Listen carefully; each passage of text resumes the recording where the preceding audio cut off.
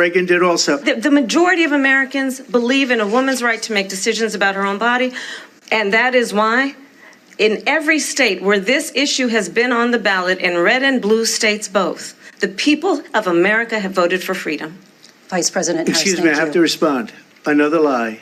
It's another lie. I have been a leader on IVF, which is fertilization.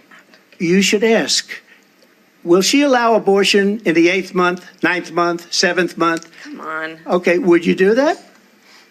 Why don't you ask her that question? Why don't you answer the question? Would you because veto? Under Roe v. Answer Wade, the question, would you veto? you could do abortions in the 7th month, the 8th month. Donald Trump was fired by 81 million people. So let's be clear about that. And clearly he is having a very difficult time processing that.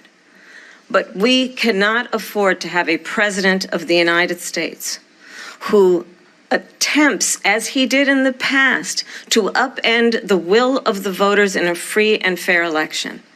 And I'm going to tell you that I have traveled the world as Vice President of the United States, and world leaders are laughing at Donald Trump. I have talked with military leaders, some of whom worked with you, and they say you're a disgrace. And when you then talk in this way in a presidential debate and deny what over and over again are court cases you have lost because you did in fact lose that election, it leads one to believe that perhaps we do not have in the candidate to my right the temperament or the ability to not be confused about fact. That's deeply troubling, and the American people deserve better. I'll give you 1 minute to respond, Mr. President. Let me just tell you about world leaders. Viktor Orban, one of the most respected men, they call him a strong man. He's a tough person, smart. Prime Minister of Hungary. They said, why is the whole world blowing up? 3 years ago it wasn't. Why is it blowing up? He said, because you need Trump back as president.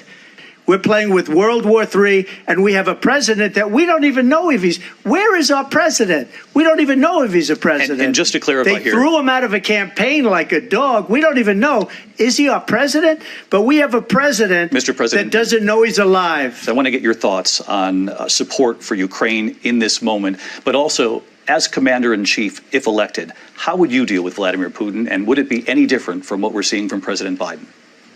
Well, first of all, it's important to remind the former president you're not running against Joe Biden, you're running against me.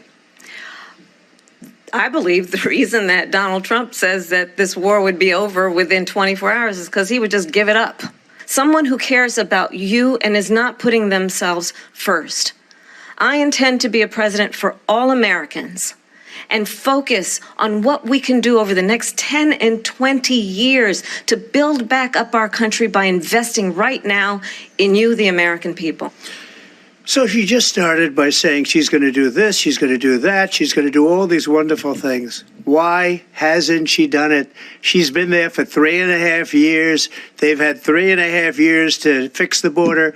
They've had 3.5 years to create jobs and all the things we talked about. Why hasn't she done it? And he's going to talk about immigration a lot tonight, even when it's not the subject that is being raised. And I'm going to actually do something really unusual, and I'm going to invite you to attend one of Donald Trump's rallies, because it's a really interesting thing to watch. And what you will also notice is that people start leaving his rallies early out of exhaustion and boredom.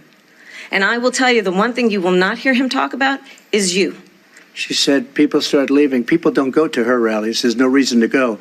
And the people that do go, she's bussing them in and paying them to be there and then showing them in a different light. So she can't talk about that. People don't leave my rallies. We have the biggest rallies, the most incredible rallies in the history of politics. What they have done to our country by allowing these millions and millions of people to come into our country, and look at what's happening in the United States. In Springfield, they're eating the dogs, the people that came in. They're eating the cats. They're eating the pets of the people that live there. And this is what's happening in our country, and it's a shame. The people on television say my dog was taken and used for food. I'm not taking this from television. But the people on television saying their dog was eaten by the people that went there. Again, the Springfield city manager says there's no evidence of that. Vice President Harris, I'll let you respond to the rest of what you've heard. You talk about extreme. Why do you believe it's appropriate to weigh in on the racial identity of your opponent? I don't, and I don't care. I don't care what she is. I don't care. No, I mean, all I can say is I read where she was not black, that she put out, and I'll say that. And then I read that she was black, and that's okay. Either one was okay with me. That's up to her. I mean, honestly, I think it's a tragedy that we have someone who wants to be president who has consistently, over the course of his career, attempted to use race to divide the American people.